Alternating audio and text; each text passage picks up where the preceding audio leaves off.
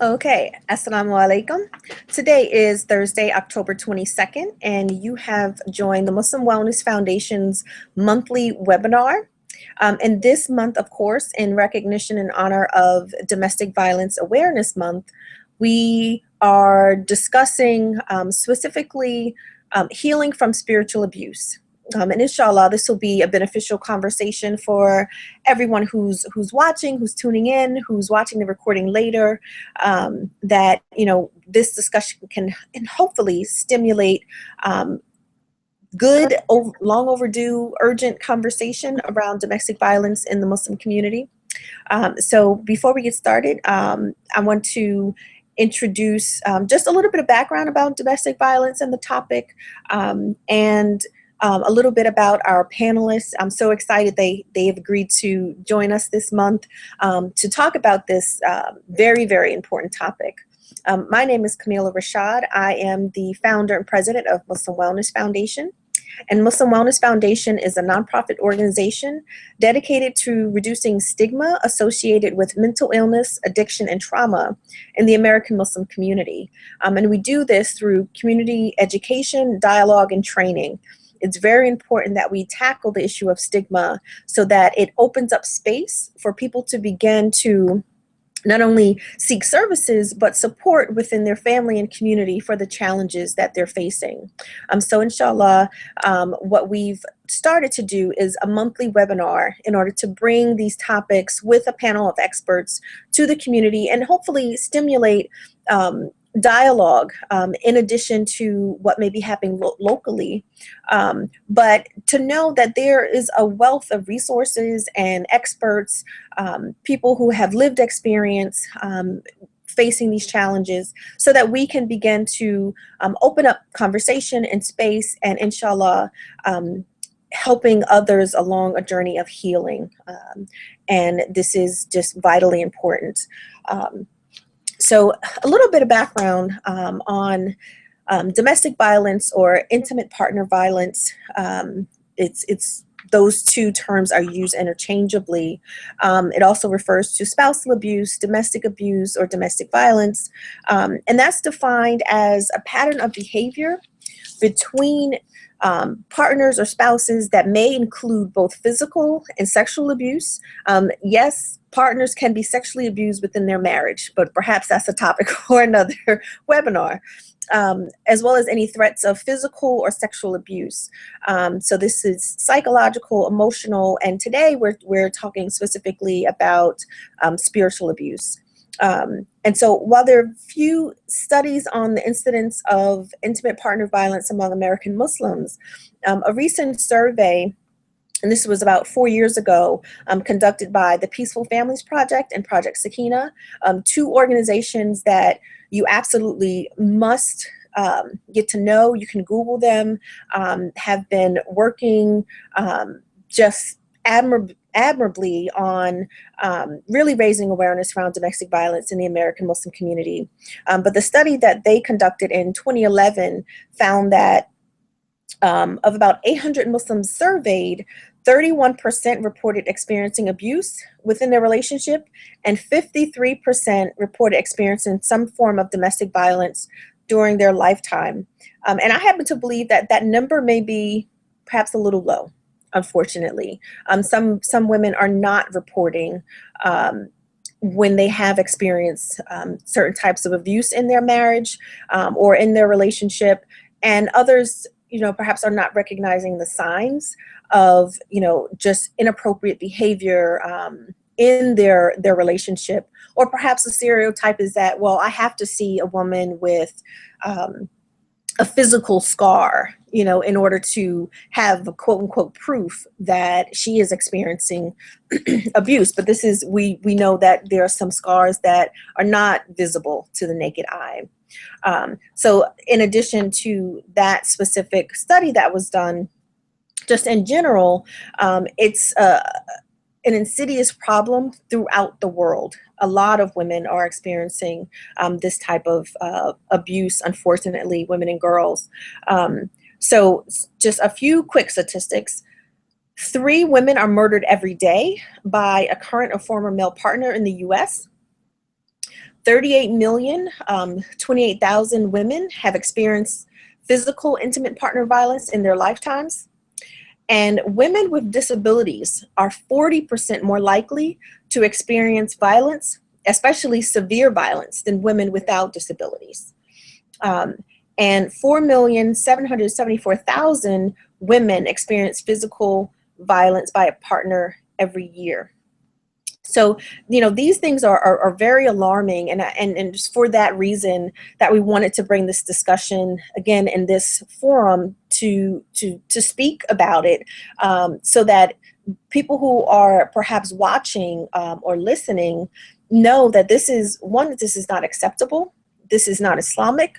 And so we need to begin to think about ways that we are individually and collectively responsible for making sure people have the support that they need in order to recover from these types of damaging situations. And the last thing I'll share is that every minute, 20 people are victims of intimate partner violence, right? So if this webinar we go for about an hour, every minute there are 20 people who are experiencing this type of violence.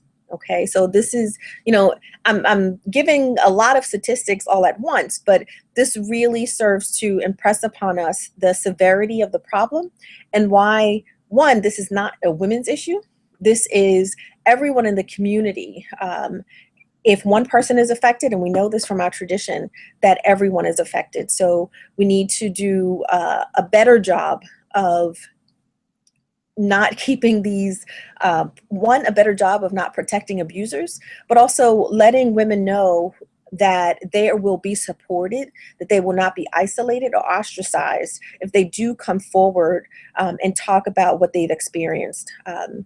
So as it relates to the specific topic of spiritual abuse, some people ask, well, what does that actually mean?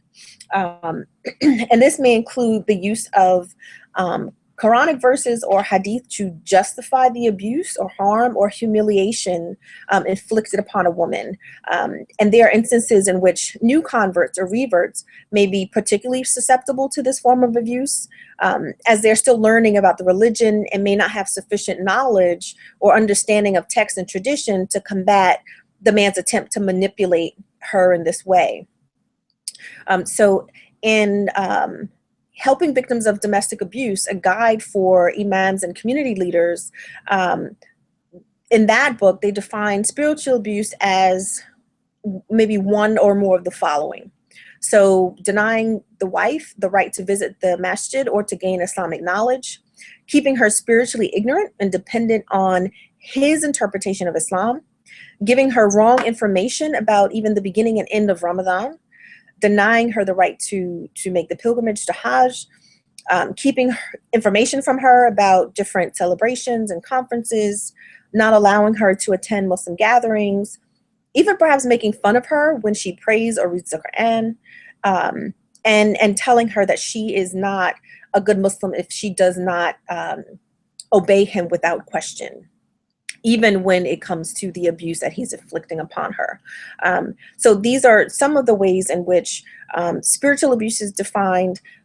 We're going to have an opportunity to hear from our panelists as well, who can, from their expertise and experiences, flesh out that definition, give us a sense of how this may also manifest itself. So just a quick outline for the webinar.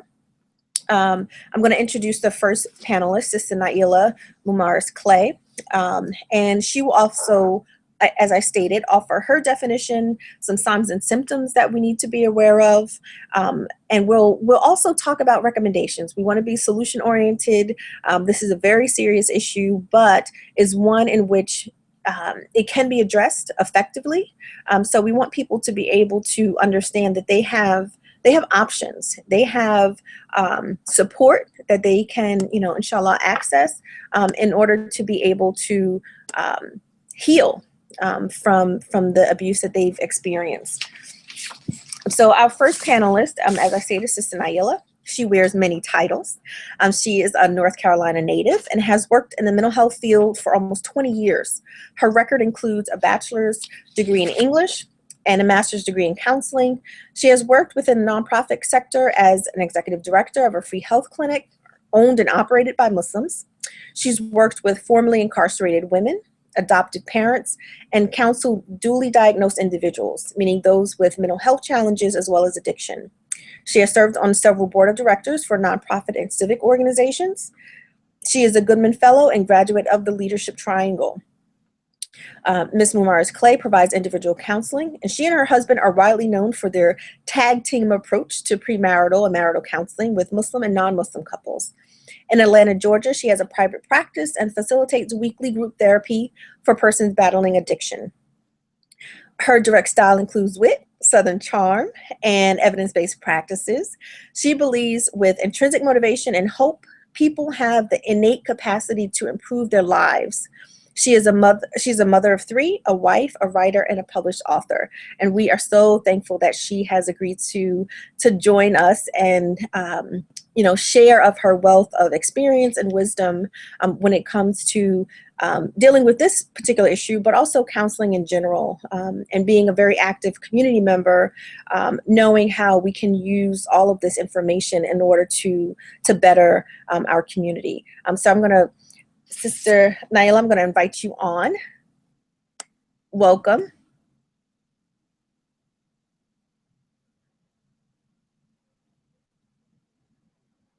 So I'm going to turn it over to you.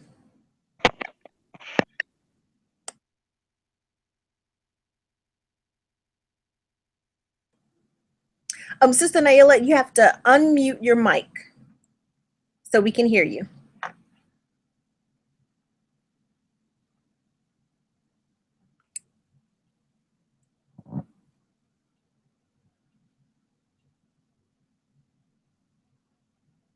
Oh, I think you're still, can you hear me?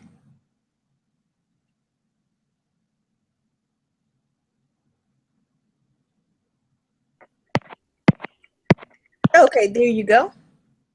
It did it? Oh, it went right back.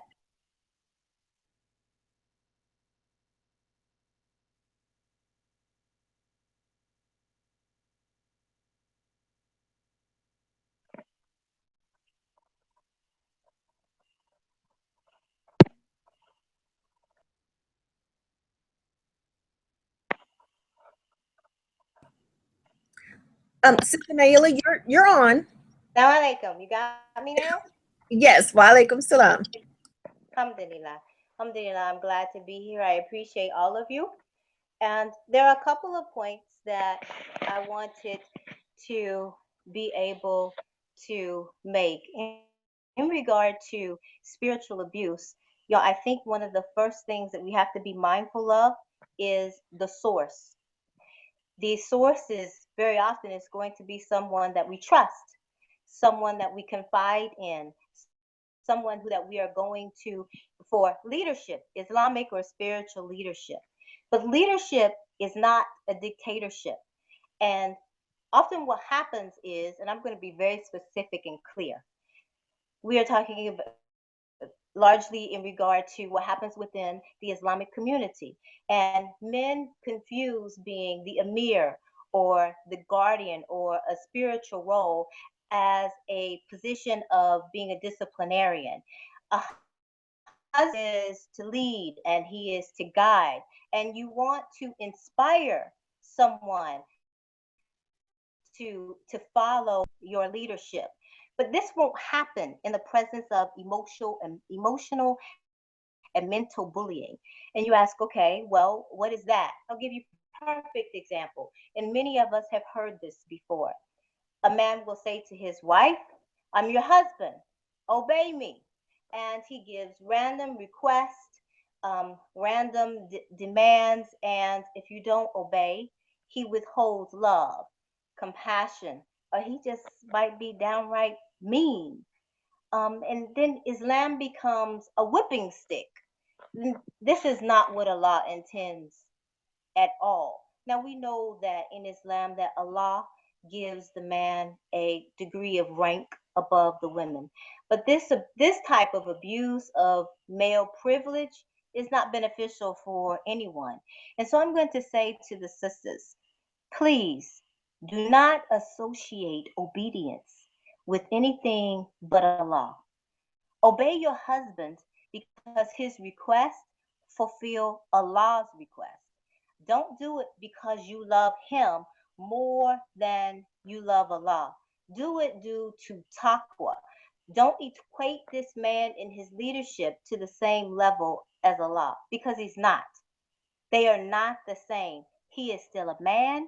He is still a human being with his own faults and frailties. He is not to be put in this type of position. And very often we will concede because, well, if I don't, he won't talk to me. If I don't, he'll be disappointed in me. If I don't, he'll tell me that I'm being a disobedient wife. Always be mindful that your reward is with Allah. Your reward is not with this human being. And there are surely going to be times when someone that you trust and someone who is providing spiritual guidance may not, will not have any intention of harm whatsoever. And then there are the other ones. And so the question is how do I know?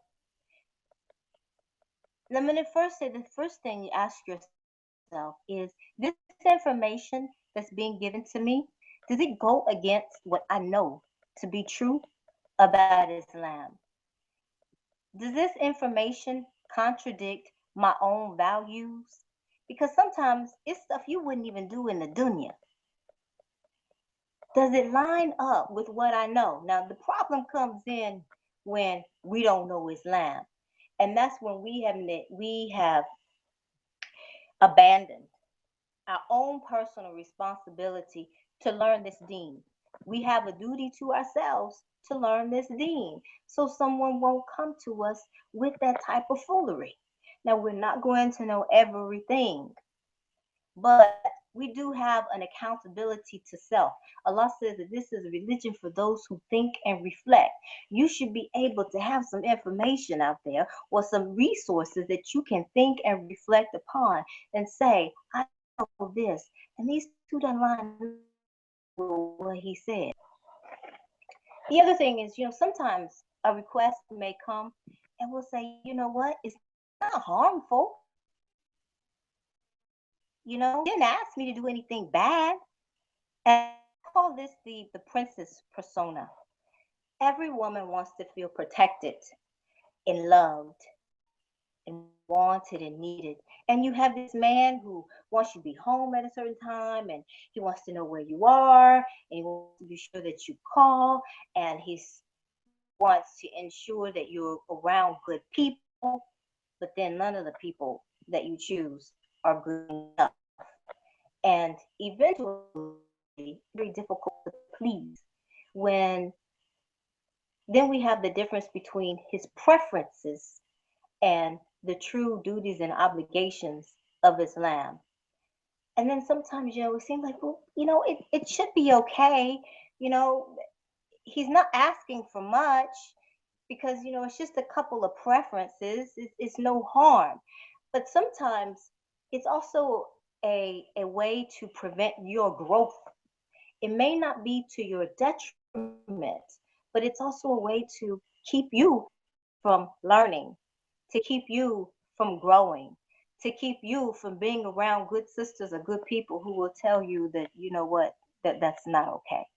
And this is when this becomes a problem, because the isolation comes in. The isolation is not just always physical, it's a mental, and then it's a social, and it's a spiritual isolation where everything starts coming in from a funnel and it only comes from him.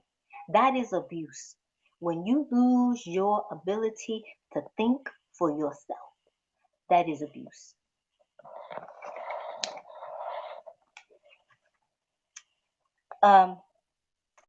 Another point that I wanted to talk about, and this is something that my husband and I encounter a lot because we do premarital counseling, the whole issue of wakils.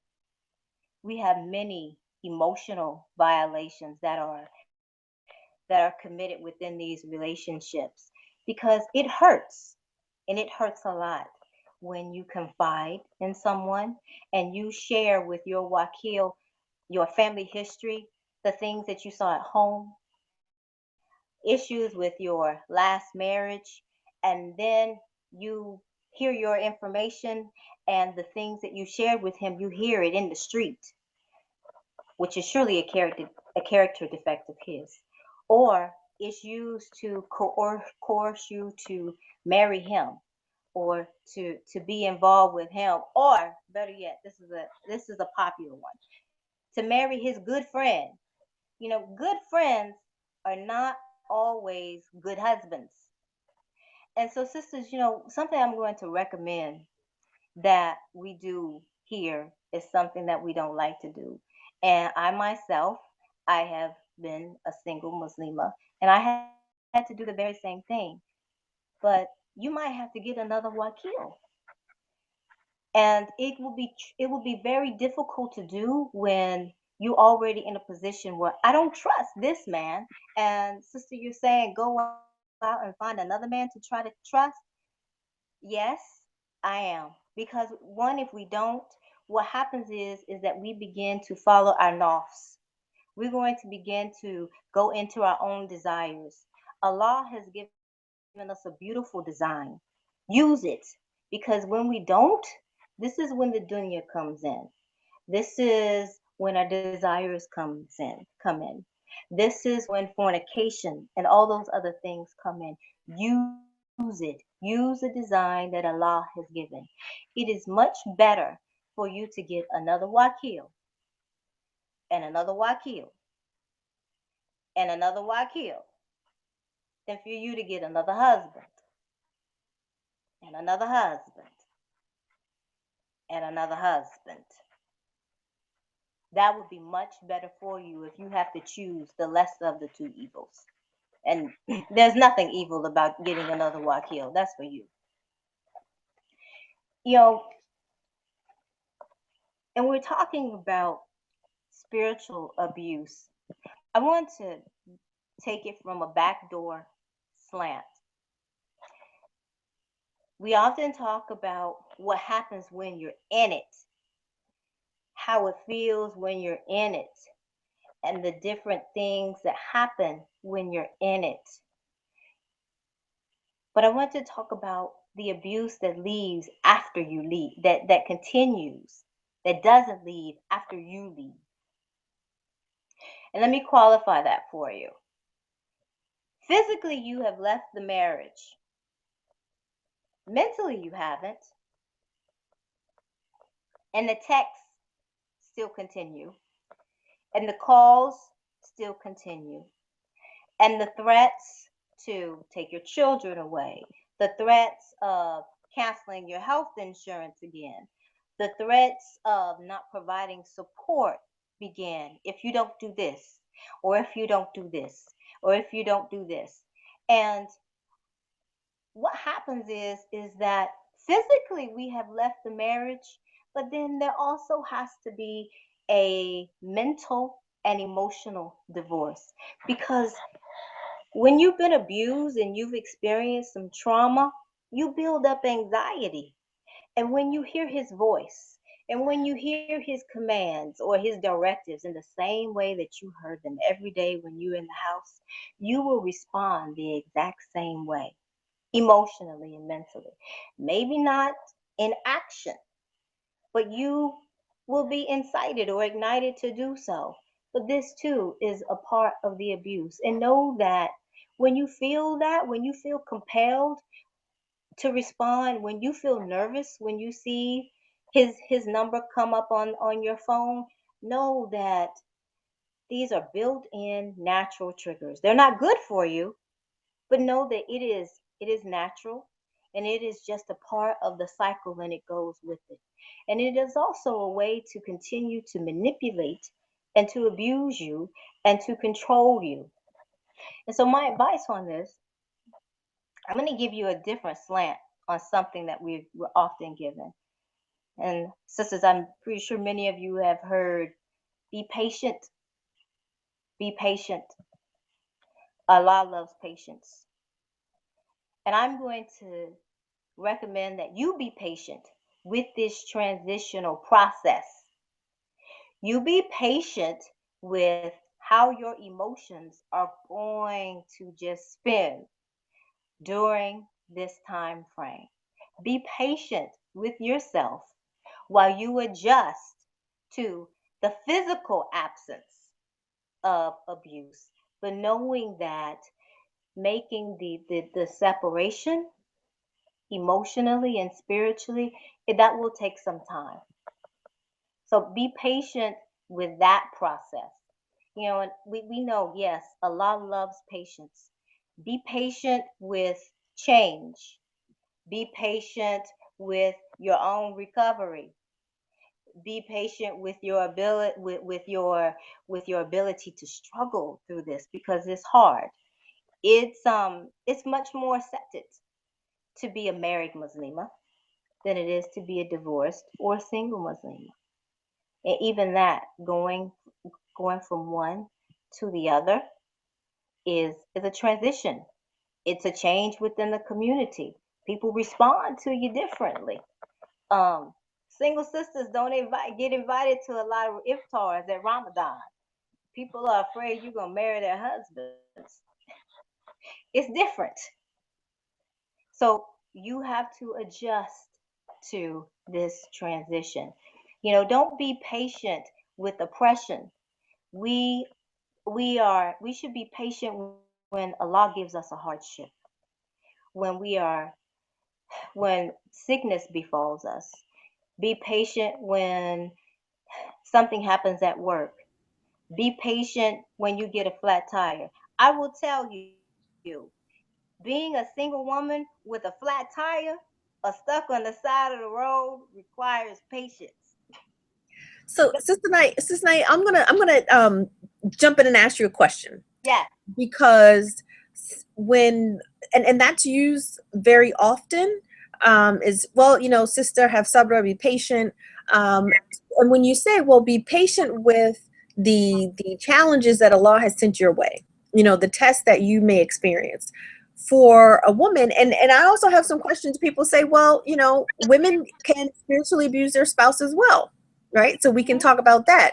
And so there are times when someone may have been so deeply wounded that they are not able to differentiate, what is this the abuse that I'm experiencing, a test from Allah, and I have to be patient. So what would you say to that woman who says, well, how do I know that um, I'll be rewarded for taking this, right, and being obedient to him, and perhaps fixing whatever it is the issue he says that I have a problem with.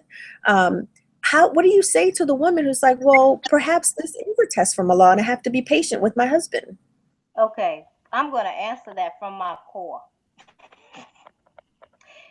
You know, many of us, not all of us, but many of us are converts. And that old Christian slave master mentality of take your oppression and you're going to be blessed for it in the by and by. We need to get rid of much of that. Again, our reward and our benefit always comes from Allah. And yes, Allah does bless those who are oppressed.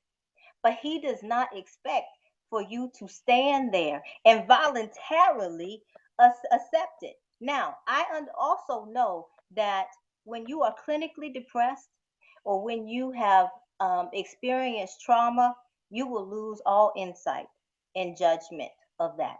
And this is when we have a personal responsibility not to make those judgments for ourselves.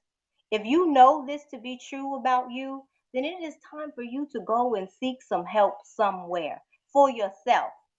Because what is happening is a person is being allowed to use your weaknesses, your faults, your mental health symptoms as a way to position themselves to abuse you. When you reduce those symptoms, you reduce their ability to do that. We have a duty and an obligation to self. Do not put another person and what it is that they say to you above all else, and especially above yourself. This may be very difficult. And I know it's difficult when you're talking about low self esteem and I don't feel good about me. And then I'm starting to believe all the things that are being told about me. But this is still when we have a responsibility of when the was come, when the whispers come, to move and to do something for self, to take personal responsibility for yourself and your faith. Because this will impact your ability to worship Allah the way that you are supposed to. Did that answer your So, question? so, so yes, I'm just, I have a follow-up question to that because I think there are times when either, and I want to get to the question too. Some people have, well, what if it's the husband that's experiencing spiritual abuse at the hands of his wife? That's a question that we can address. But if someone is, and again, I say someone who's been continually or has experienced so much trauma in that relationship, and it begins to impact their relationship with the Creator, that now they say, well, I'm in this situation and I'm not quite sure how to extract myself from it, right? Or perhaps it's because the situations that happen are not, it's not just one form of violence, right? So a woman or perhaps a man may experience spiritual abuse, but it also may be economic, it could be legal. If a woman who is an immigrant or a refugee, she doesn't have citizenship, and those things are being withheld from her, she can't work. So we know these things are kind of confounded in many different ways. Right. So when the spiritual abuse comment, and usually it's seen as a source of comfort and of peace, but then even that is being used against you. What do you say to a woman who's like, I don't know where to turn because I don't have any financial independence, I can't go to the masjid, or I have gone and perhaps the imam has said to me, you know sister, you just need to make dua. I actually jotted down a tweet from Karama, which is a legal organization for American Muslim women.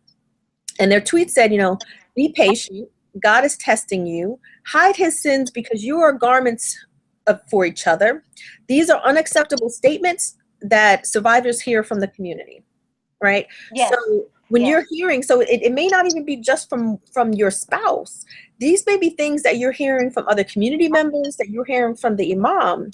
So I'm trying to complicate it a little bit and really understand what is maybe the best first step someone can take when they're seriously inundated with either misinterpretations, or they're being manipulated by others who are using their belief, frankly, their belief in Allah, their belief in Rasulullah, to keep them in a very oppressive situation. What is the best first step for that person who's really trying to understand where can I turn? Okay.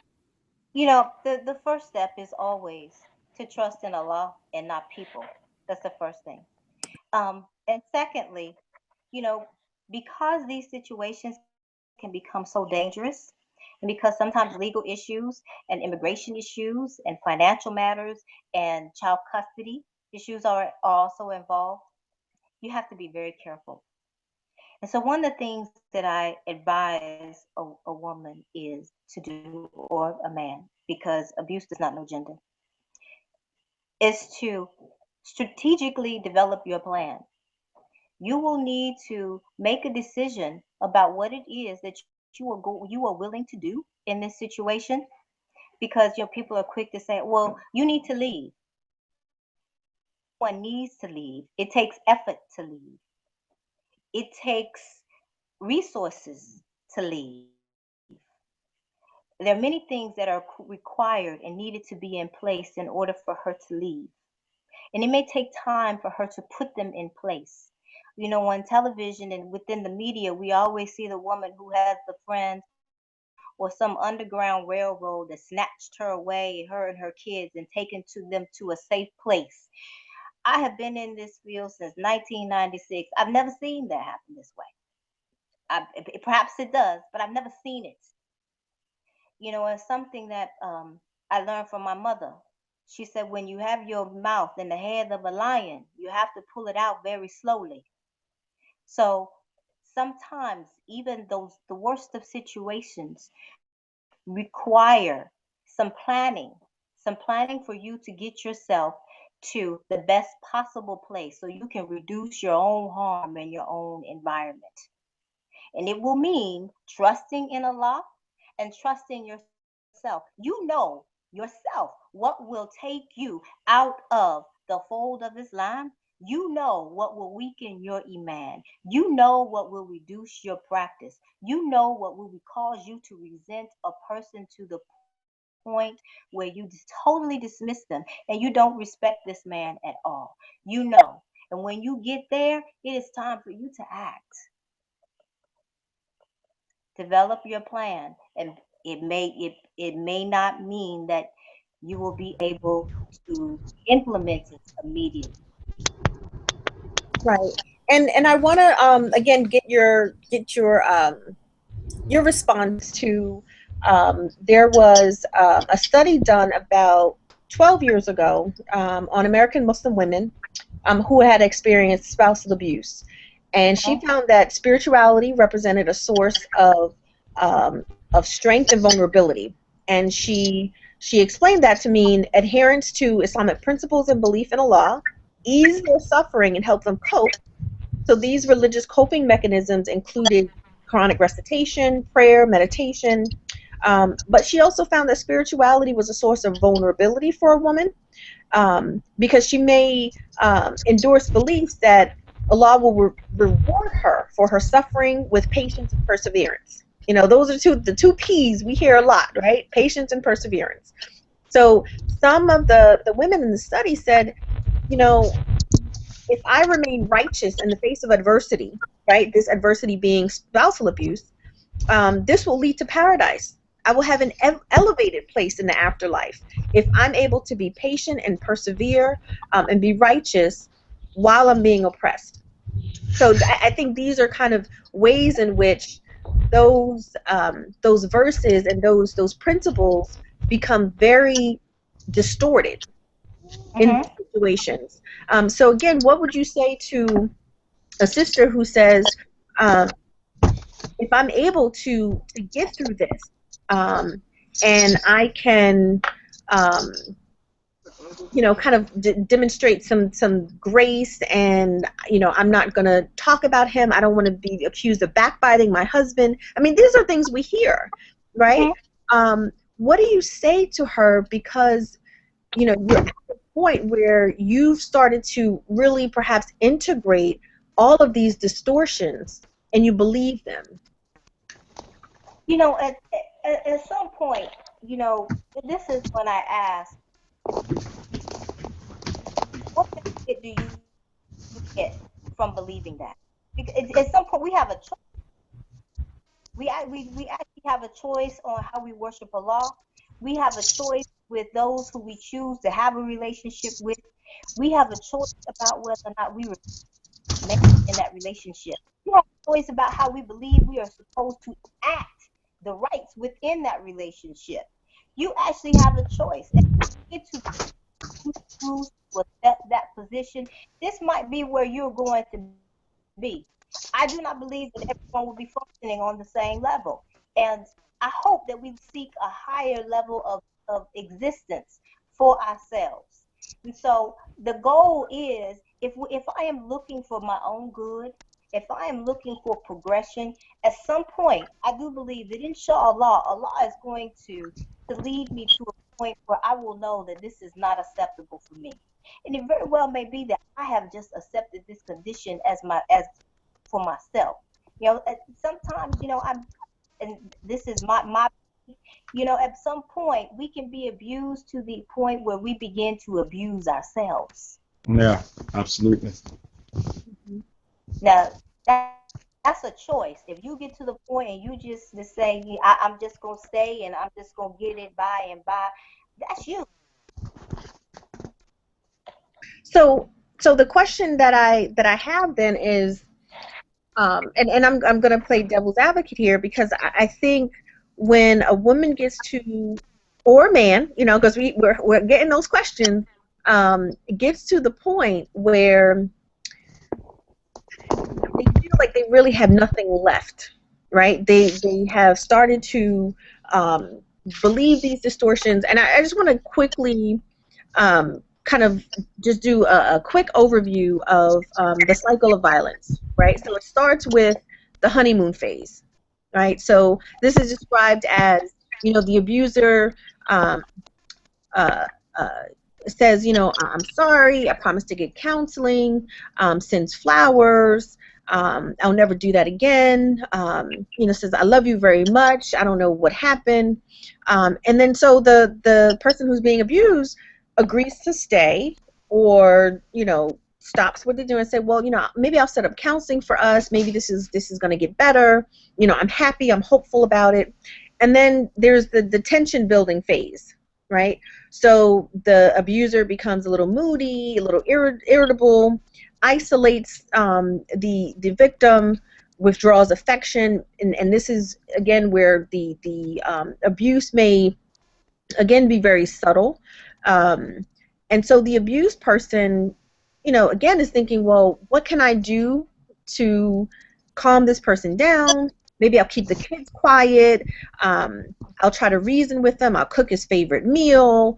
You know, walking on eggshells, right? And then there's the explosion phase, right?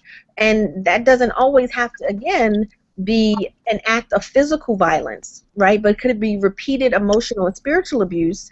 And the person responds by, you know, saying, either being paralyzed, wanting to leave, but not having the resources or the means or just the strength in that moment to remove, you know, herself or himself from that situation.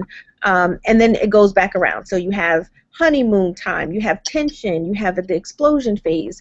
So at any point along that cycle, you know, someone is feeling very doubtful, you know, feeling like, well, perhaps I'm making the a rash decision, maybe things will get better. And that's a lot of cognitive distortion. These are thoughts that people are having, right, in addition to kind of the emotional up and down. So when you say, well, you have to make a choice, what, I mean, because I really want people to kind of understand that it's so complicated, you know, that for some it's not simply a matter of saying, you know what, I've had enough. Some people may, right, and they may say, you know what, I've had enough. Like, I will die if I stay here. And then for others, it could be 10, 15, 20 years, right, of living in a situation that is completely damaging, you know, to who you are at your core. So when you're working with someone and you know that they don't have a plan, maybe they're feeling still a little ambivalent, you know, they still have some hope, like, well, I know he loves me because he does this or he does this.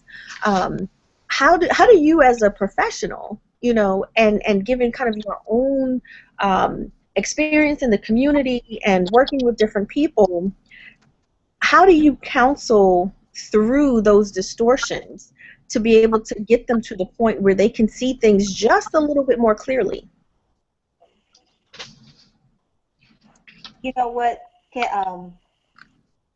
Sadly, very often that person doesn't come to counseling. That is true. That person is not allowed to come to counseling. And if they do come to counseling, that person is the person whose husband calls me up and tells me, you know, the day and time she is permitted to come to counseling. I actually had that happen recently. That extreme, at that point, the goal is going to be to keep someone safe. Mm-hmm. Right. And that's about all I can do. Okay. Yeah. as a clinician, I have learned that I am not here to save the world. Right.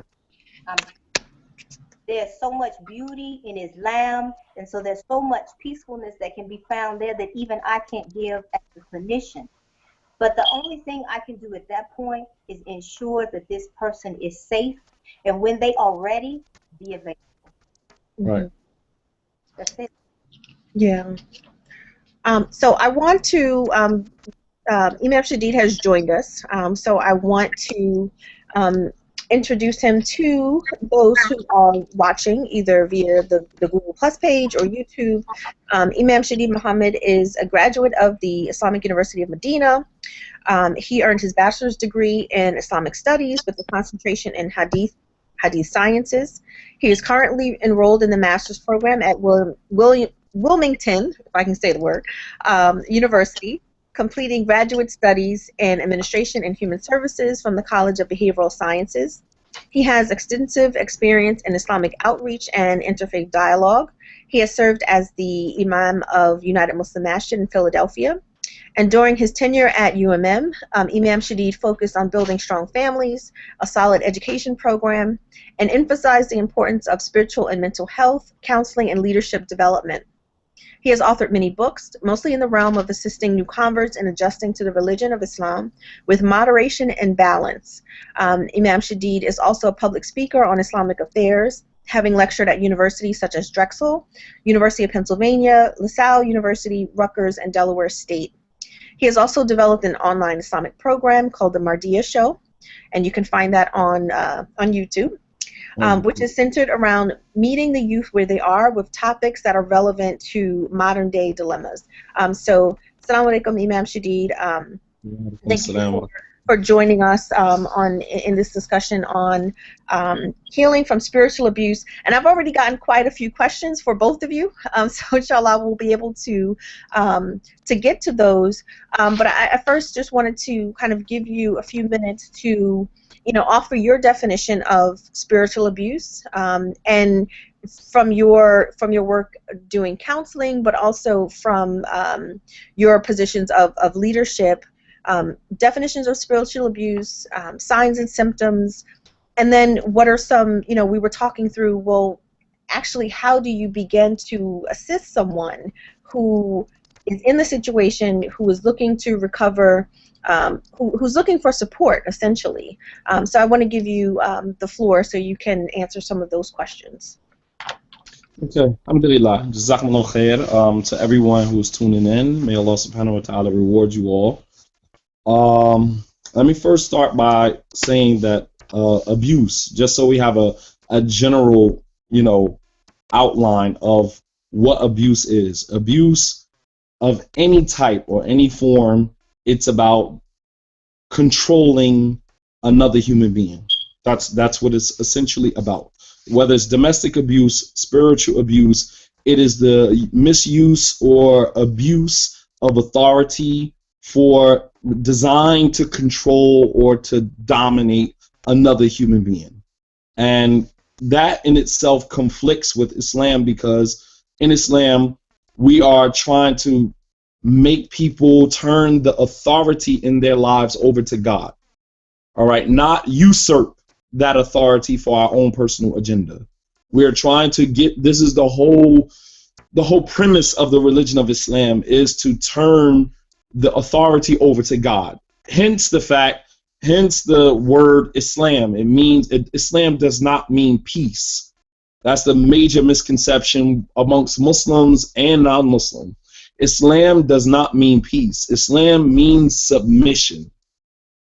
Because when you submit to the will of God, you turn the authority over to God, that is when you find peace. That is when you find peace. So Islam does not mean peace. I was doing a lecture at Delaware State a couple of weeks ago, and a young non-Muslim woman stood up and she said, I don't understand how Muslims can be so violent when your religion is a religion of peace. I said, no, that's where you are misinformed.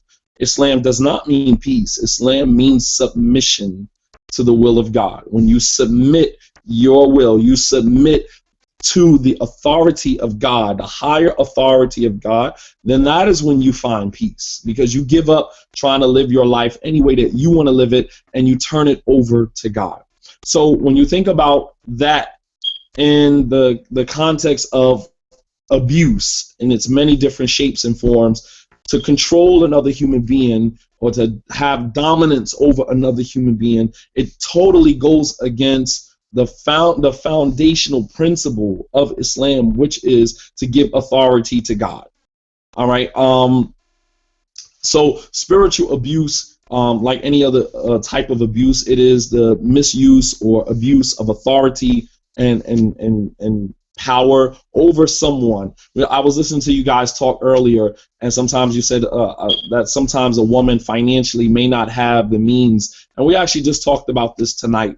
You know, and this is what is called the power dynamics. You have some men who the power dynamics is in their favor because they control all of the finances. And as I said to the sisters, when you give a man that type of authority where you say, oh, my husband is a good provider, right? You have taken the authority from God and given it to another human being. Allah is your provider. Your husband is just your facilitator. He facilitates for you what God has already decreed for you to have. But when you say my husband is my provider, you are giving him an authority over you that he is going to use and abuse for his own personal agenda. And they will ride that till the wheels come off. They will ride it all the way out. You know, that, oh, you say, oh, my husband is a good provider. He's smiling and laughing because he's like, yeah, I got you exactly where I want you. You know, when you believe that I am your provider, you've put all your trust in terms of your financial stability in me, then I control you. And some women sell their soul to their husbands. They're providing you with the Gucci bags. They're providing you with the home. They're providing you with all of the luxuries that you desire. But in exchange for what? In exchange for your soul. And, you know, sometimes when they have you in that clutch, they have you in that grip like that, it's very difficult for you to get out of that situation. So in my line of work, in my field of work, it's as an imam, there are a lot of limitations to how much you can help someone in a domestic abuse situation. There are a lot of red tape, simply because as an imam, you also have a responsibility to preserve and protect yourself. And as you're dealing with a domestic situation, you always want to respect certain boundaries. For example, as I was listening to Sister Naa'ila say that, you know, you have some sisters who can't come to counseling. You know, and I've had brothers approach me personally in a very threatening way, like, stay the hell away from my wife. My wife don't need counseling.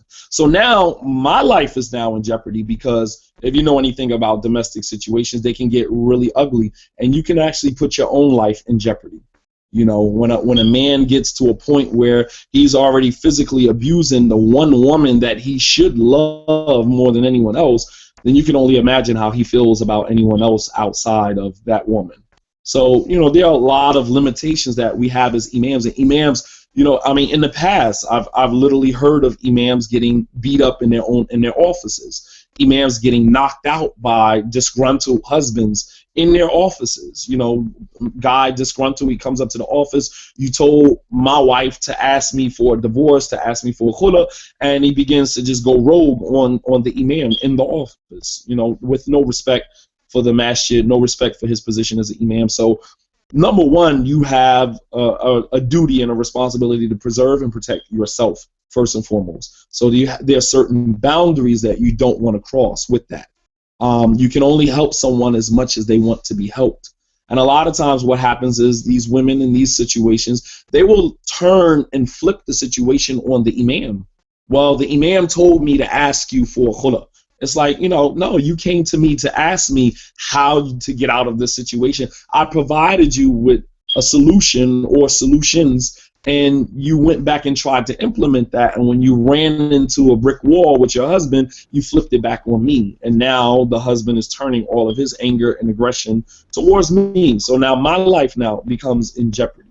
So, you know, the question that I have, I just want to jump in really quickly though, it does raise the issue of community responsibility though, because I think there is still, you know, when you said when she kind of flips it, some of that may be a survival, That's technique, exactly what it is. you know, That's exactly what it is. and so when a woman is trying to figure out how to negotiate that situation, she's looking for support. I do believe that the boundaries are important, but I'm wondering about kind of a culture of silence that allows men to it may even be known, kind of widely known that he has been abusive to his children and his wife.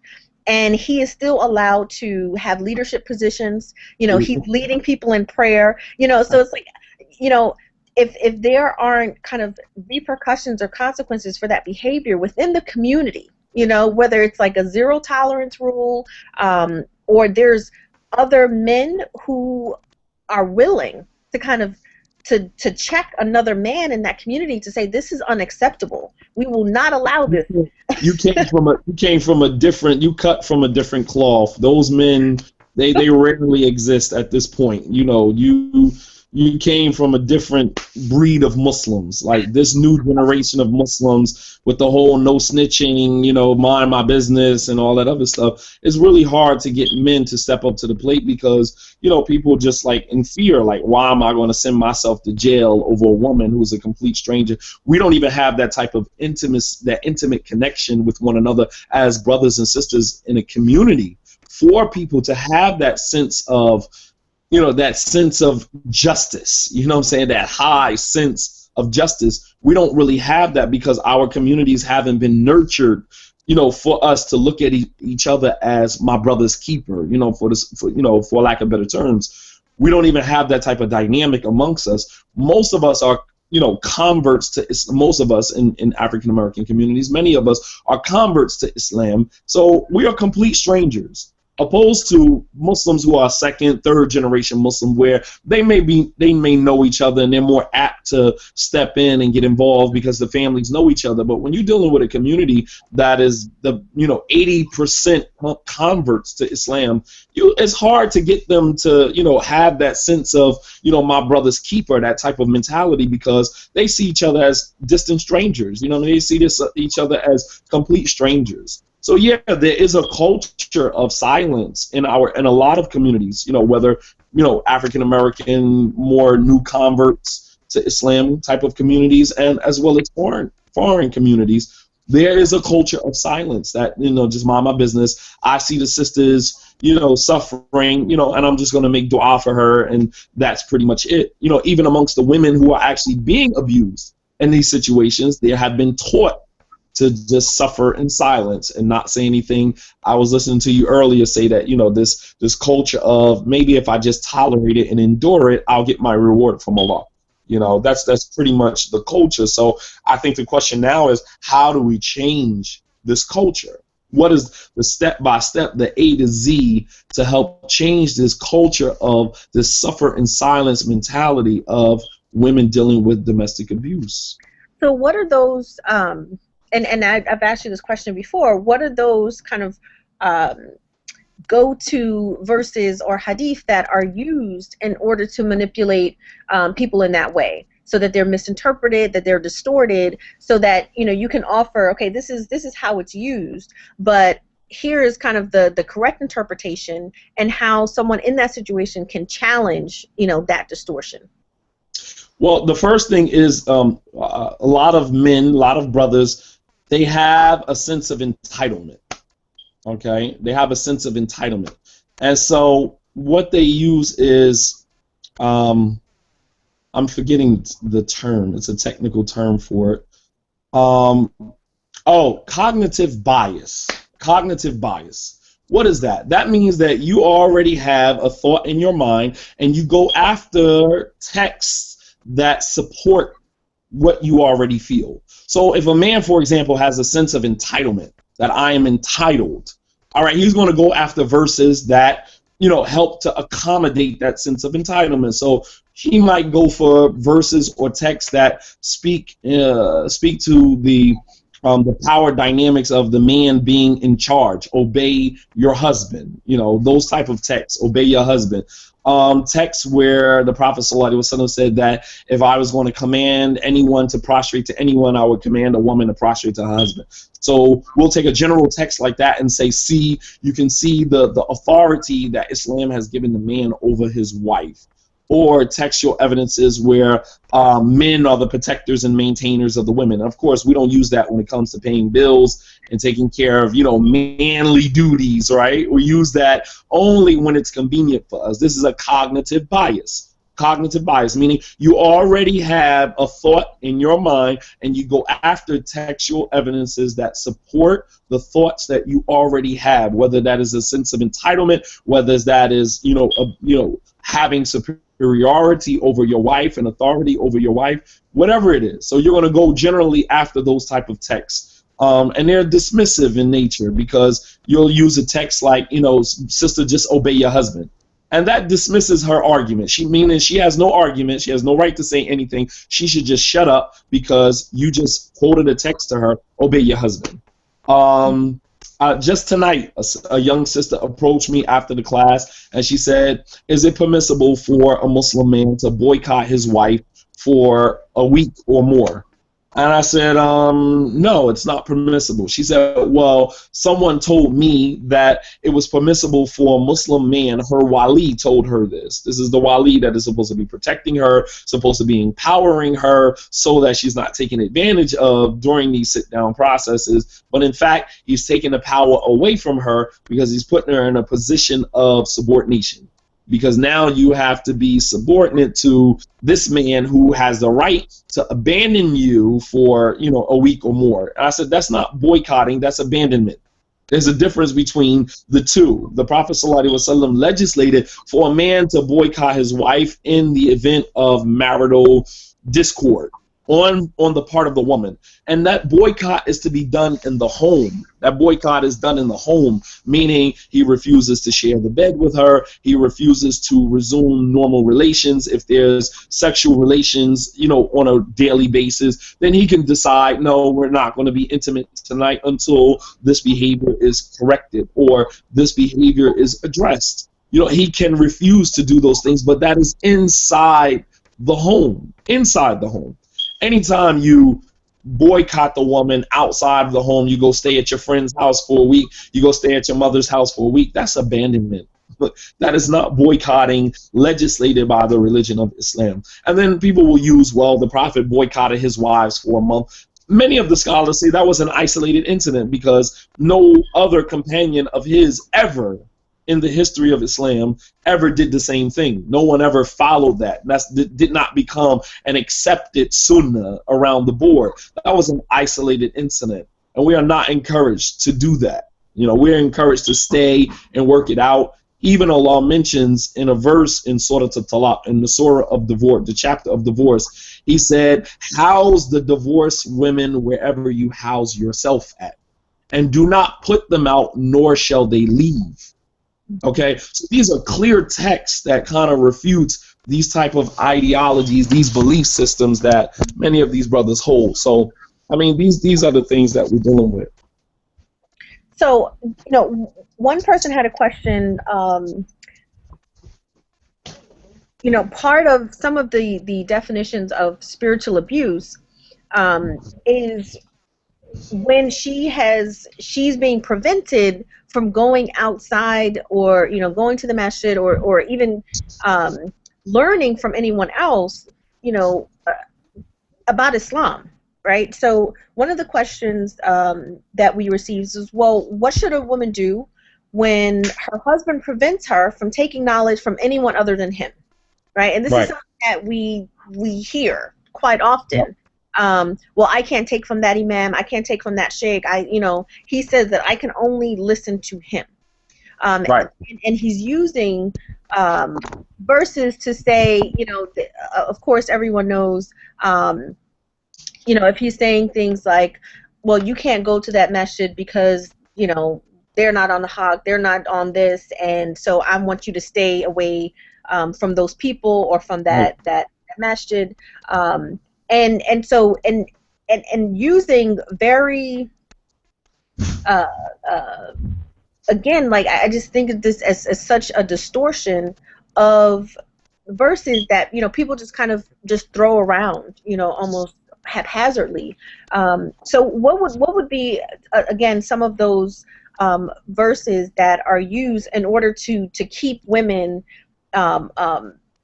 oppressed in those situations, and some I guess some of the common verse, and then the common misinterpretation, and then what is the correct kind of way of thinking about that text? Well, what happened? I'll give you just like a short story, and then you can kind of like come to your conclusion after that. Right? During the time of Ali bin Abi Talib, when Ali was the Khalifa, and Ali was the cousin of the Prophet ﷺ, the fourth Khalifa of after the Prophet ﷺ. During his time as the Khalifa, there was a lot of turmoil in the Muslim community. This was the beginning of, you know, different dynasties that were beginning to spring up in the Muslim world. All right, and a lot of these deviant groups, had these weird ideologies about Islam and about leadership. They began to become very radicalized, and they were like, one time Ali bin Abi Talib was in the masjid giving the khutbah, and they would barge in the masjid, you know, and they would start yelling, "La hukma illa lillah," there's no judge except Allah, there's no judge except Allah, and, you know, interrupting the khutbah, things like this. And Ali said, "Kalimatul haqq uridu biha batil," that their statement, "There's no judge but Allah," it's a true statement, but they only intend by it falsehood. Meaning it's a true statement, but they are using it for the wrong reasons. Okay, so a lot of times what they'll do is they'll take textual evidences, that whether from the Quran or from the Sunnah, and it may be valid texts, and the context in which those texts are used is in the inappropriate or incorrect context. So, for example, they may say, very famous, that a man is on the religion of his friend. So let every one of you look at who you take as a friend. Okay, this is not the statement of the Prophet ﷺ, but it is a statement of one of the very famous scholars of Islam, Hassan al-Basri. Okay, that a man is on actually it is the statement of the Prophet ﷺ, excuse me. There's a hadith that says that a man is on the religion of his close friend, so let every one of you look at who you take as a friend. So now we'll use these texts to dictate to people who their friends should be. So we'll say, you should stay away from befriending this person because this person is a bad Muslim, right? Is a bad Muslim. So the person is on the religion of their friend. So let everybody look closely at who you take as a friend. So now all we need to do is identify who the bad Muslims are, and then that means that stay away from them. But now who gets to determine who a bad Muslim is? Mm-hmm. Obviously, we know that there are some very clear lines when it comes to who is a bad Muslim. But these people will take those type of texts to say, stay away from, for example, I'll just use myself as an example because I'm a poster child for, you know, staying away from people. Stay away from Shadid Muhammad, right? Why? Because he's a bad Muslim. He's calling Muslims to, you know, deviance. He's calling Muslims away from the Quran and the Sunnah. And so now this becomes the groundwork for how you get to dictate who their friends are from that point forward. So you stay away from this person, stay away from that person. And so they'll use the text. The person is on the religion of their close friends, so let every one of you look at who you take as a friend. So now you're going off of, wow, this actually is the statement of the Prophet, but look at the context in which they're using it. They're right. Using it now to dictate who your friends are. And this is the prime quality or characteristic of a domestic abuser, because now they want to isolate you from anyone that will help to stimulate that common sense, stimulate that ability to, you know, discern what is right and what is wrong. So now they want to isolate you from anyone who can stimulate that common sense. So stay away from this person, stay away from that person because they're a bad Muslim. Why are they a bad Muslim? Because they say this or because they do that. Oh, okay, that actually makes sense. So now they get people to start buying into this stuff. And slowly but surely, they have literally isolated you from anyone that will help you to use common sense to see that they are, in fact, a domestic abuser. And that's, one of their prime qualities is that they begin to isolate you from anyone. I always use as an example the movie The Devil's Advocate. There was a movie that came out in the 90s with Al Pacino in it, and it was called The Devil's Advocate. Al Pacino obviously playing the role of Shaitan, playing the role of Iblis. It was a movie that was put together by a group of Christian scholars and Muslim scholars, and they took texts. And it was very accurate. The movie was very accurate, in terms of how they depicted Shaitan. And the main theme of it was Keanu Reeves was supposed to be this hotshot lawyer who moves to New York, and his father is the owner of a law firm who was actually Shaitan, who has been watching him, prepping him from day one. And what do? They isolate him from his wife, who is supposed to be his better conscience. So the wife, they get to New York, the wife is like, I'm uncomfortable, I really don't want to be here, I want to go back home. So he's like, okay, well, let me just introduce you to some of the friends of the wives of the people who work at the law firm with me. And they draw a wedge between him and his wife, the whole while working on his wife. So eventually the wife goes crazy. They put her in a insane asylum, away from herself. And the wives of the other, law firm partners are actually jinns. They're jinns. And they're separating his wife from him. And this is exactly how Allah describes Shaitan and the jinn in the Quran, that they draw a wedge between the wife and the husband, making each other believe that they are the enemy. All right, and eventually isolating you from any common sense or anyone that can help you use common sense, which is exactly what the domestic abuser does. He tells you stay away from your mother because your mother's a kafir, stay away from your sisters because they are kuffar, stay away from this masjid because they're on deviance and bid'ah, stay away from this sister because she's, not a practicing Muslim, she doesn't cover, she doesn't wear all black, and the whole while they're isolating you more and more and more until they have you all to themselves, until you believe nothing except what he tells you. So now if we're getting close towards we have about 10-15 minutes left. And I'm wondering again, there's an kind of an individual transformation that has to happen, right? And some of it I would say is finding accurate information about the deen, right? About Islam, from someone who's trusted.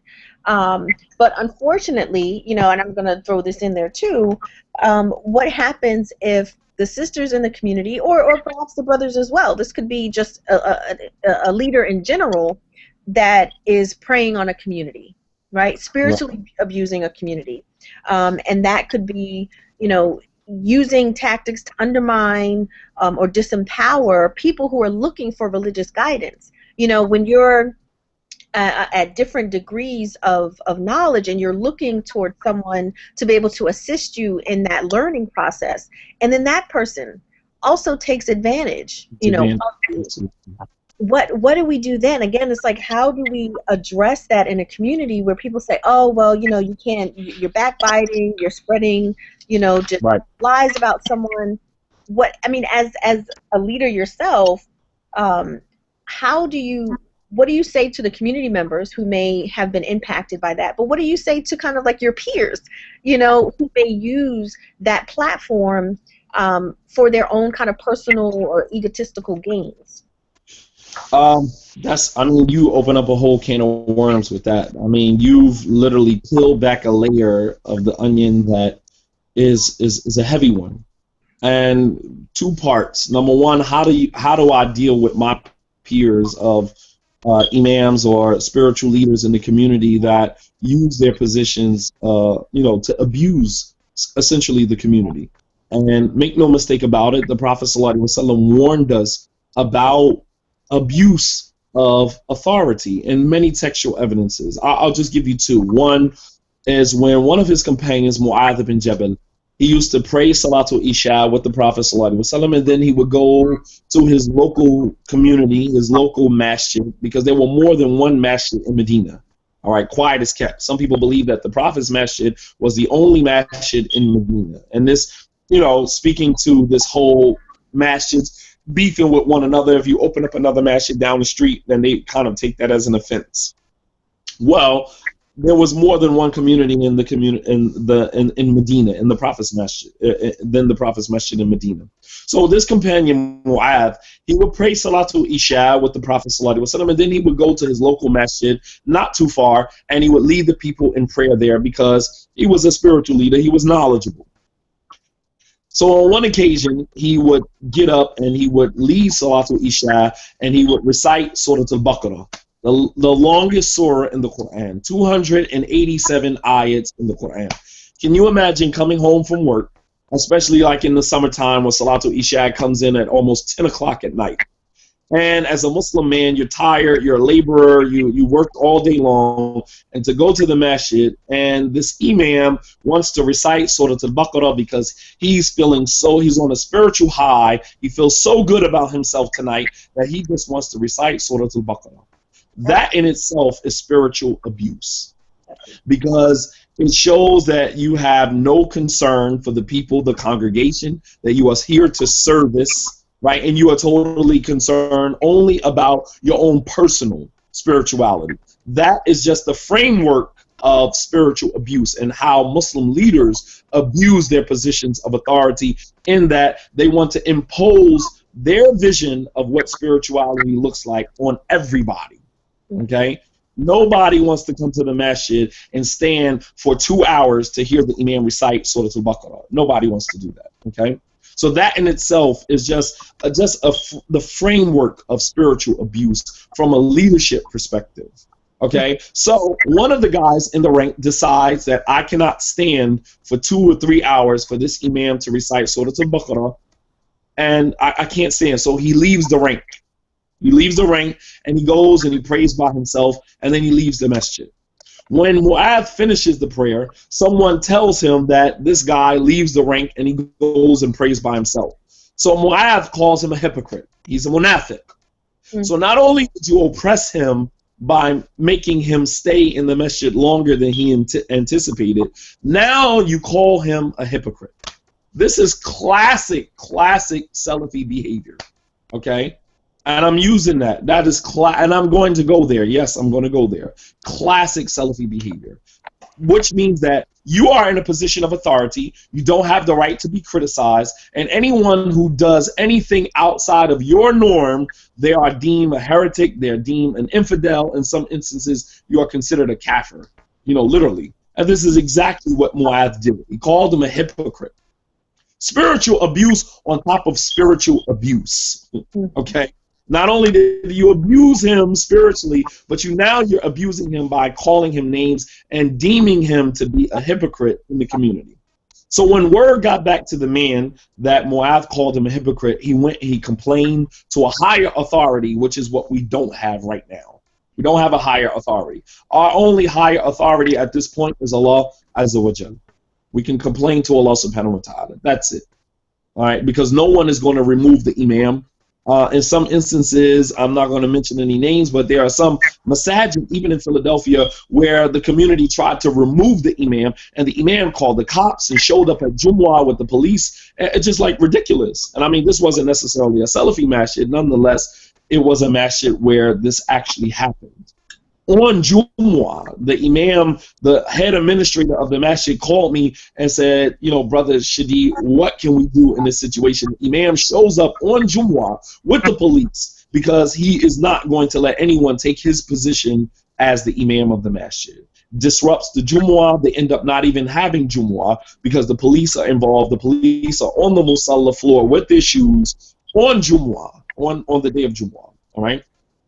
Nonetheless, the Prophet ﷺ, his face became angry because he noticed that one of his companions is abusing his authority. So he calls Mu'adh and he says to Mu'adh, "Afatanun anta ya Mu'adh? Ya Mu'adh, are you being a fitna for the people?" He said, when you stand for prayer, khaffif anin nas, make the prayer easy for everybody to pray, not just for you, but for everybody. He said, because behind you praying are those who are elderly, those who are sick, and those who have other business to attend to. Dhu haja, those who have other business to attend to. Okay, so he corrected him, showing you that the Prophet ﷺ, even when he dispatched or even when he, deployed people to go out and service the community, he also watched over them and he corrected them when they abused their authority. On another occasion, he sent one of his companions to Yemen to call the Christians and Jews there to Islam. And he told them the first thing you call them to be La ilaha illallah. He said, if they accept La ilaha illallah, then tell them, instruct them to pray 5 times a day. He said, if they accept praying 5 times a day, then, to take from them zakat, charity, which is taken from the wealthy and given to the poor. He said, but iyaka wa qara'im amwalihim. He said, but do not touch the most precious of their wealth. Take from the mediocre of their wealth. Don't touch what they consider to be, from the cream of the crop of their wealth. He said, because and fear the dua of the oppressed person. He said, even if the person is a non-Muslim, because there is nothing that stops the dua of the oppressed person from reaching Allah. So here again, dispatching someone to service the community, but also putting restrictions on them so they understand that there's certain boundaries and don't cross or transgress those boundaries. So now you're talking about dealing with my peers from imams and things like that. It's really difficult. Why? Because when an imam gets in a position of authority, quite naturally, he feels like there's no one that can tell him anything, not even his own peers. All right, and you see this a lot with a lot of the younger brothers who go overseas and study Islam and they come back and they really have a hard time servicing the community because they don't accept any advice from anyone on the outside, anyone outside of themselves. They believe they have all the answers, even though they have very little experience and very little knowledge about what it means to be a leader in the community. Okay, being a student of knowledge, is one thing. Being a leader in charge of people's lives, people relying on your information to help them navigate through life is a whole nother situation. And a lot of these young imams, they have absolutely no clue the level of responsibility that lies on their shoulders. And unfortunately, some of them, they learn by trial and error. That is the way they learn. They don't learn through shared advice given to them by other imams who have been in the field longer than they have been born. I talked to Imam Siraj, he was my imam, and I mean, just for, maybe 20 minutes of conversation that you get from him, is just so much experience that you can't even fathom the level of experience that these men, and they may not have as much technical knowledge as you, but they have a plethora of experience that you will never be able to attain, So we're getting close to the end of the webinar, and I want to ask this question of both you, Imam Shadid, and Sister Naa'ila. Someone did send a question, just basically any advice on healing because imagine how devastating it would be to move out of an intimate relationship where someone is being, where you're being spiritually abused, to saying, you know what, I'm going to learn more about Islam for myself. I want to kind of embark on this journey. I want to get closer to Allah subhanahu wa ta'ala. And then you find yourself, because sometimes there are patterns, right? So maybe perhaps you find yourself in a situation where now you become involved in a community where the leader is spiritually abusive.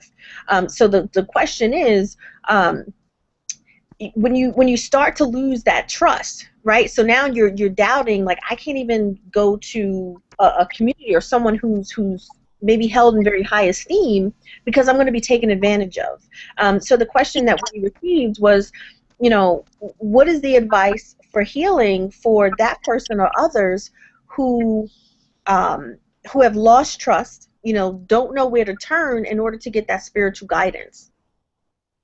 I'll let Sister Naa'ila go first. MashaAllah. I'm going to speak from, first I'm Muslim and then I'm a clinician. First we must always have trust in Allah. And there are moments those times when you seek when you look for healing, when you look to move forward, this is when you will have to learn to trust yourself. When you're talking about abuse and trauma, you don't trust you. You have been told not to trust. Absolutely. The whispers of the shaitan will come. That audio and the iTunes, I call it the iTunes of the abuser, will continue to play in your head. You will have to innately trust yourself and build a relationship with a mental health provider where the two of you can trust each other, that they can get you to a point where you will feel better about your own life. Now, what this also means is that people think that, well, I'm going to go into counseling, and counseling is supposed to feel good. Well, you know, there are days when my clients don't really want to see me. Counseling does not always feel good because it brings up your stuff. There are a lot of things that happen to a woman before she gets into the position of being abused. Right. A lot of things that have groomed her for this prior to ever getting there, prior to ever meeting this man. And they got to come out. And it means that you're going to need to discuss some things that you don't want to. No one is going to go and touch the hottest coals. You're going to stay where it's cool, where it feels safe. But if you feel, you are going to have to go through some emotional fires. And you're going to need to do this in order for you. You will be angry because it will feel like, okay, I'm here because of him. He's not here, and now I have to go through this. And you know what? It's okay. Being angry is a part of the whole process. The healing process. And grief, because even the end of an abusive relationship, even when you want to lose it, it's loss. No one planned to lose a marriage, to lose a family, to lose a livelihood. No one plans that. No one plans to be in an abusive relationship or abusive marriage. This is loss. This is grief. And so healing doesn't always feel good. It takes a while for that scab to get there. Actually, I agree. absolutely. I did a lecture maybe about a month or two ago, and it's called 5 Ways of Getting Back to Loving You. 5 Ways of Getting Back to Loving You. And Sister Naa'ila, I spoke on a lot of the same things that you're talking, learning how to trust yourself. We've been told so much, even from our leadership, from the Islamic leadership, don't trust yourself because you're ignorant. You know what I mean? I've even myself as a young Imam coming into this, that used to be my mindset, that the general people, laymen as we call them, are ignorant, and I'm the one that has all of the solutions to your problems. And I mean, even that mindset in itself is spiritual abuse. You know what I mean? Where a leader, a Muslim leader, begins to believe that he is the victim of the Islamic community's problems. You know, I'm the victim here because you guys are ignorant, and I have to stay up all night and study to come out and help you guys fix your lives. So I'm the victim here. That mindset, wallahi, I used to think like that. I used to think that it was a burden to grab a microphone and give a lecture and help all of these brothers and sisters because they're just so ignorant, you know what I mean? And they can't learn. What helped you? What helped you kind of move to a different place? I'm curious about that, because people may be wondering, like, well, yes, that is exactly, you know, as a leader, or someone says, you know what, I'm just going to go to the person who's knowledgeable. But if have that mentality, what helps kind of turn the tide? What helped turn the tide for you? Well, I started to see people as people. A brother came to me. He said to me, Shadeed, you know, like, I noticed that, you know, you handle a lot of situations. You're a young guy. There's a lot of women that come into your office. How do you avoid, like, getting caught up in situations like that? I said, because I start to see them as human beings. You don't objectify people. You see them with all of their hurt, with all of their pain, with all of their problems. You start to see them as human beings. And when you see a person as a human being, your natural inclination as a leader is to help them. When you look at the Prophet ﷺ and all of the stuff that he was surrounded with, he saw each and every one of his community members as a human being. And his job was to service. You are in the service of God. You are in the service of Allah subhanahu wa ta'ala. That is your job. Your job is not the people. Your job is to serve the people, but essentially you're serving God. That is your responsibility. And I mean, some people mature and they understand that, and some people never get it. But as far as the community members and, you know, trying to heal from this abuse, whether it is the immediate abuse in their homes or the extension of that abuse that they find in the Islamic community, because the community now becomes, the Muslim community, the masjid essentially becomes an extension of the abuse that they are experiencing at home. A woman, she's getting beat at home by her husband, verbally abused, and then she comes to the masjid and she's verbally abused. You know, the imam gets on the minbar and he's just chopping people down. He doesn't build you up, he's chopping you down. You sisters ain't this, and y'all need to start covering, and y'all need to stop listening to music, and you need to stop doing this. And it's like, damn, I came to the masjid to escape the verbal abuse from my husband, and all I did was run into the same verbal abuse with the imam. You know, so I think people have to first and foremost learn how to trust themselves. Learn how to trust yourself. As the scholars, they have a saying, "Kullu insan tabibu nafsi." Every individual is his own doctor. You know, only you know what is wrong with you, and only you know how to fix what is wrong with you. Most of the time, people know where to go to get that cure. They know where to go. Most of the time, I'm the last person you come to, because you only really want to hear the truth after you've explored other avenues. Maybe I can go this way, maybe I can go that way. Then once all fails and you realize that I'm still stuck with this problem, all right, I really need to hear that truth, uncut, raw, unadulterated truth. Let me go listen to this imam, because that's the way that I'm going to give it to you. You know what I mean? So I think people have to learn how to trust themselves first and foremost. Learn how to love you. You have to love yourself more than you love the next person. You know what I mean? And there's nothing wrong with that. Islamically, there's nothing wrong with that. Umar came to the Prophet ﷺ and he said, "O Messenger of Allah, you are the most beloved person to me than anyone in the world, with the exception of myself." That's just natural. That's natural. And the Prophet corrected him. He said, "No, Umar, you have to love me even more than you love your own self." So the point that I'm making is that the only man that we love more than our own self is the Messenger of Allah sallallahu alaihi wasallam. Anybody beyond him, we love ourselves first and foremost before anybody else. You know, that was a natural comment. He said, "You are the most beloved person to me more than anybody else, with the exception of myself." That's natural. No one, you don't put anybody before yourself. But, you know, when we're in these abusive relationships, whether in our homes or in the masjid, we tend to love everybody else more than we love ourselves. We put ourselves last and we put everybody else first.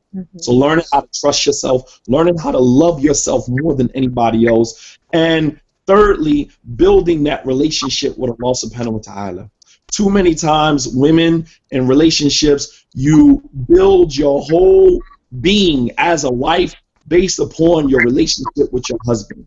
That man is a human being. He is going to fail you. Allah will never fail you. There will be times when your husband won't hear you, but Allah is a Samir. He always hears you. There will be times when your husband will not see you. We say all the time, "You don't see me." Like, I'm here, I'm standing right here. You don't see me. You don't see, like, what I require, what I need. You don't see me. Allah subhanahu wa ta'ala is al-Basir. He always sees you. There may be times when your husband is not the man that you can rely on. He's going to fail you. He's failed you on many occasions, so much so now you have trust issues with your husband because you cannot rely on him. Allah is al-Wakil, the one you can always rely on.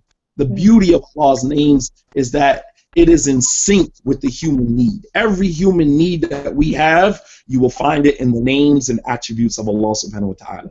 We have to learn how to, you know, develop that strong relationship with Allah, because once you develop that relationship with Allah, you can confront mountains. You can stand in front of a mountain and it will crumble to your feet, because you have a relationship with Allah subhanahu wa ta'ala that, you know, gives you that power that you need over any obstacle that's in your life, be it your husband or any other obstacle.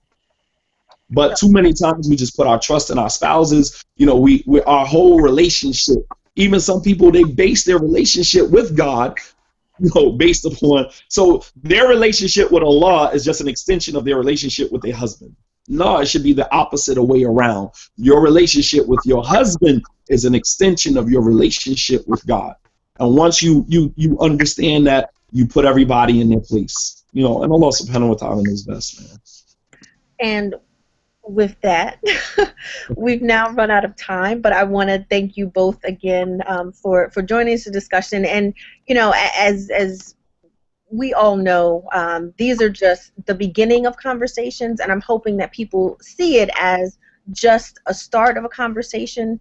You know, some people will say, well, oh, you know, you may be airing the dirty laundry of the community, but these are all things that we have to work through, you know, that we cannot ignore because it is to our detriment. You know, it's not just that there are isolated cases of women who are experiencing the abuse and violence.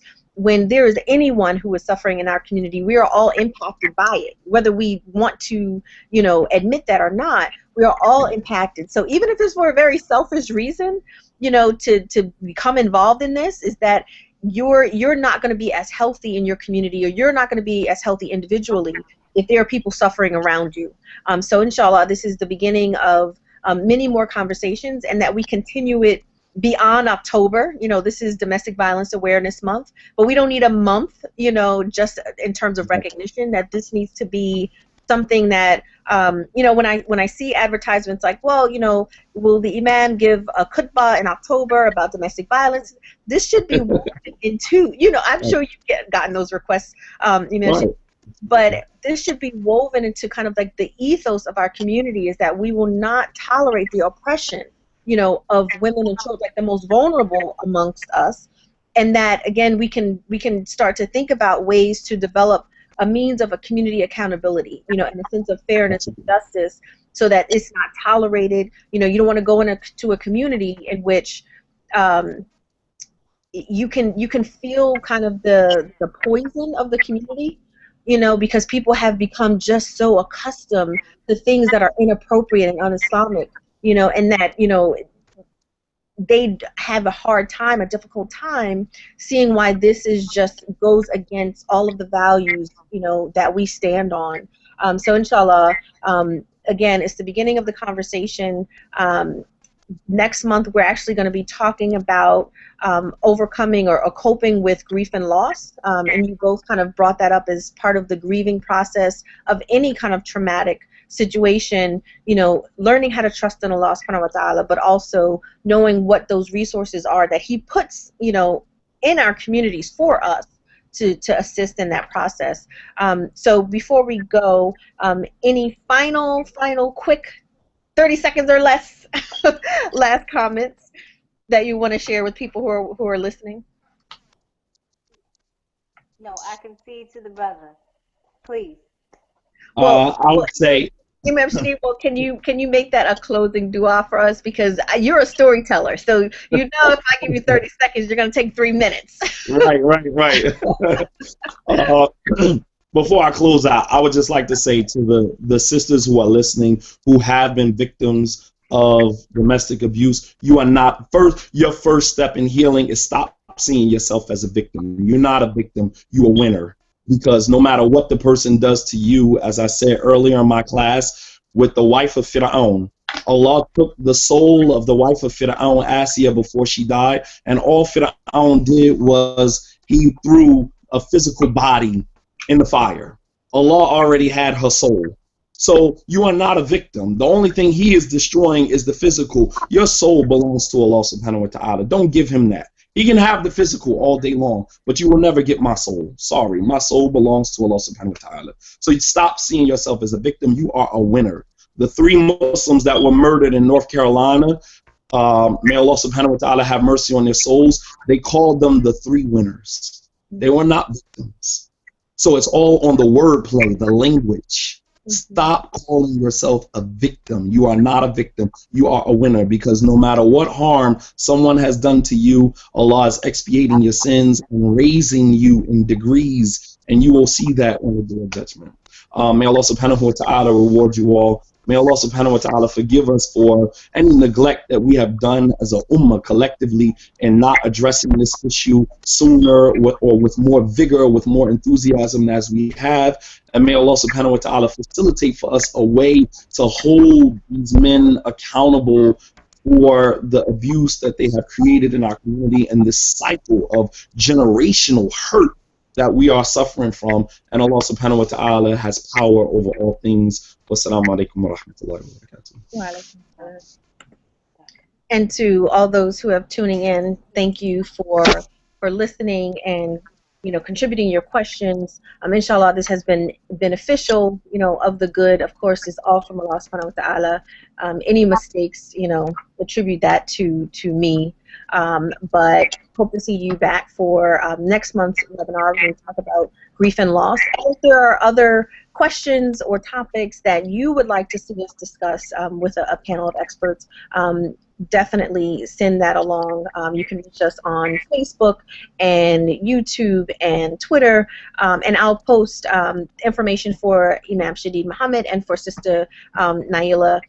If you have additional questions or private questions that you may have that haven't been answered, inshallah they'll be able to give up their time and energy to respond to those.